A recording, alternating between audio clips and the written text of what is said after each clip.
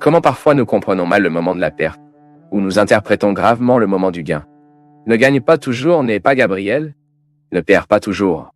Exactement. Parfois, une famille ne gagne que lorsque les gens comprennent ce qu'ils perdent comme gagné. Quand ils sont capables de faire un sacrifice parce qu'ils savent que ce sacrifice viendra au profit de la famille. Cela deviendra un avantage et parfois ce qui semble être une défaite est si merveilleux dans la vie de quelqu'un lorsque vous semblez perdre quelque chose et quand vous mûrez et que votre vie commence à avoir une autre signification de cette défaite apparente, qui n'est pas une défaite alors vous ressemble alors à vous perdu.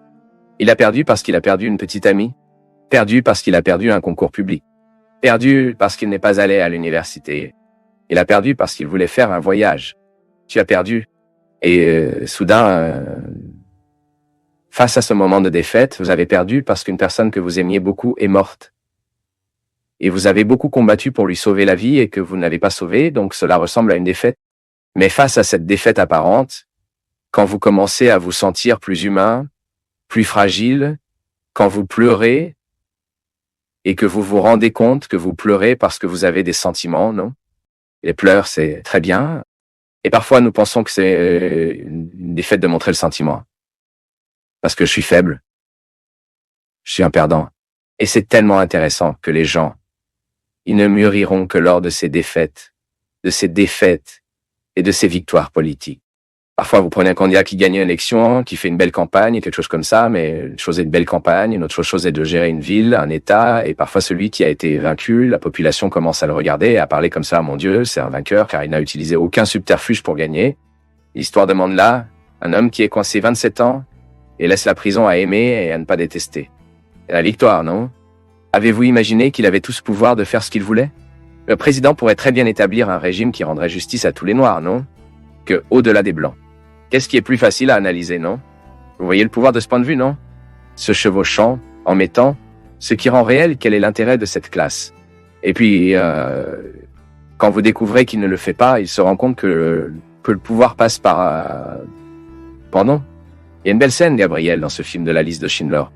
Lorsque Schindler entre dans ce bureau, je ne sais pas s'il était un général, ce qui est extrêmement méchant, et qu'il traite gravement cet employé qui est à l'intérieur, et menace en quelque sorte la mort, et donne un coup devant Schindler, et tue ce juif devant lui, et dit comme ça, c'est pour montrer que j'ai du pouvoir. Ensuite, Schindler le regarde comme ça. Mais ne pas tuer, c'est aussi montrer le pouvoir. C'est très intéressant. Et parfois nous s'identifions uniquement l'aspect le plus brillant du pouvoir, quand nous gagnons, quand nous perdons. Cela dépend de la façon dont nous l'interprétons. Et en passant, je suis de plus en plus convaincu que le développement de cette sensibilité chez l'homme est important. La capacité de voir la vie avec un peu plus d'amplitude. Parfois, notre vision est très réduite. Gabriel. De nombreuses souffrances sont nourries en raison du manque d'amplitude dans la compréhension des choses. L'autre jour, j'ai trouvé une femme qui souffrait amèrement d'un problème dans sa maison. Un problème de famille. Et le problème était petit, pas une chose désastreuse, c'est une chose très simple, vous savez ce que c'était? La fille était mariée à un évangélique. Et elle était inquiète, et en fait, elle allait épouser l'évangile, elle ne s'était pas encore mariée. Et quelle était la préoccupation de cette femme? Là où ça allait être la cérémonie et où les petits-enfants seraient baptisés. Puis ils ont vu un traumatisme. Non, elle a créé l'enfer. Elle a créé l'enfer dans la vie de son fils et créé l'enfer dans sa vie. Parce que cela dimensie le problème en quelque sorte, amplifiant le problème malhonnête. Je lui ai dit, pour l'amour de Dieu, le problème est le cancer. Le problème est un enfant arrêté. Il est un fils drogué. Maintenant, un enfant qui épousera une fille évangélique et sait où ce mariage se produira et comment ses enfants seront baptisés. Pour l'amour de Dieu. Puis je lui ai demandé, « Bien, la fille est bonne ?» Puis elle a dit à droite, a donné ce silence et a dit comme ça, « La fille est merveilleuse, pleine de valeur. » J'ai dit, pour l'amour de Dieu, à cela, vous n'avez pas de problème à gérer, non? Cela commence à identifier et à regarder qu'il est une personne instruite, est une personne très qualifiée que cette femme, une femme très intelligente, mais à ce moment-là, elle a réduit son intelligence à une émotion idiote, n'a pas été en mesure de rationaliser l'émotion qu'elle avait et souffrait de manière malhonnête en créant du malaise pour elle. Créant un malaise avec la future belle-fille. Créant un malaise avec sa future belle-fille. Créant un malaise avec son fils à cause Une petite question qui aurait pu être administrée sans tant de conflit, mais c'est là que la question est, car en fait, si nous ne gérons pas bien cette petite question, cela peut vraiment devenir un problème pour le reste de sa vie. Quand il peut créer une inimitié entre elle et sa fille, un loup, en raison d'un problème religieux. Vous savez, Père, ces jours-ci aussi, une femme, dans l'émission de radio à Cansan Nova, on va envoyer un email là-bas, disant qu'elle était très méfiante de son mari parce qu'elle avait réalisé, afin qu'il soit très heureux, et puis une voisine de sa pensée qu'il était avec un amant, à droite. Et elle dit dans l'email qu'elle a commencé à soupçonner, a commencé à remarquer qu'elle n'a jamais rien vu, et qu'elle a décidé de demander, et que chaque jour elle demande à son mari. Elle regarde le mari et parle. Avez-vous un amoureux ou vous n'avez pas d'amant? Elle parle comme ça, chaque jour. Je me bats avec mon mari. Et mon mari a maintenant dit qu'il ne pouvait plus me prendre. J'ai dit, bien sûr, il ne peut plus te supporter. Vous n'avez jamais vu avec aucun amoureux.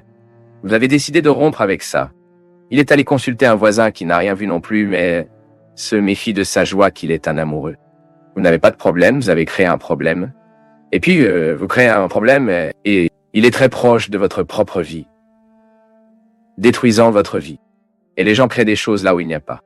À ces moments, lorsque vous dites la personne qui a un cancer, la personne qui a une plus grande maladie, nous parlons de la beauté d'un travail bénévole.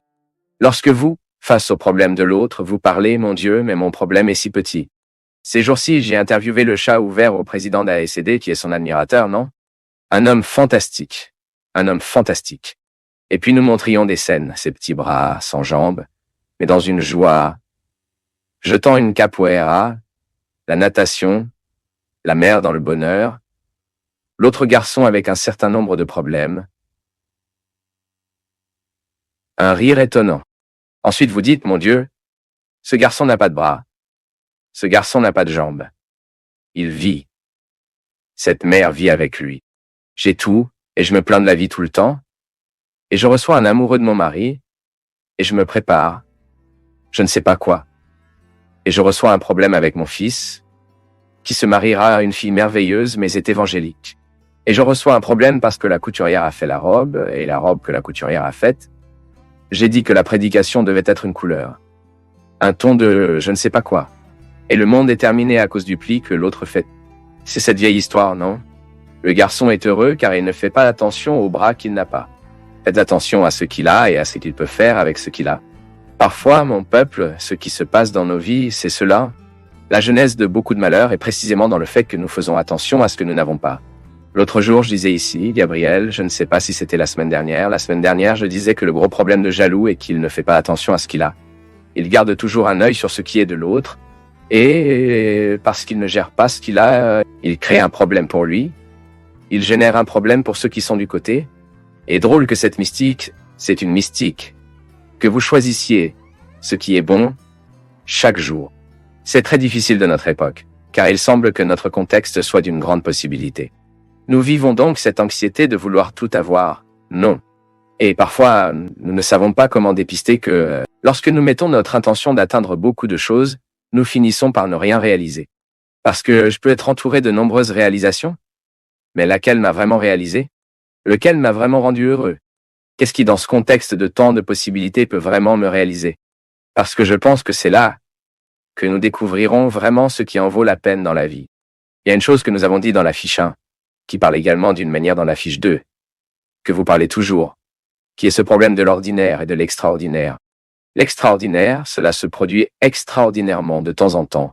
Donc extraordinairement, nous voyagerons et rencontrerons une ville avec une plage. Extraordinairement, vous achèterez quelque chose de nouveau.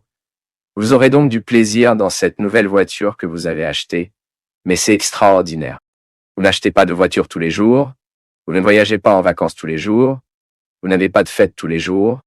Si notre bonheur est dans l'extraordinaire, notre vie est un problème. Elle doit être dans l'ordinaire, dans la vie quotidienne. Il est assis pour un petit déjeuner, non? Dites-moi quel plaisir. Regardez quel pain savoureux, non? Puis un jour vous innovez sur le pain et le pain vient. Chose vous passez un beurre. Puis vous sentez cette odeur. Vous le sentez d'abord. Alors c'est une chose si simple, et si simple. Je souhaite que la force du cœur de Dieu soit toujours présente avec vous et accorde le don de la foi. vous accordant le don du discernement et l'équilibre nécessaire, afin que la vie soit meilleure et plus heureuse. Seigneur, soit avec toi. Il est entre nous. Versez la bénédiction du Dieu Tout-Puissant sur nous, Père, Fils et Saint-Esprit.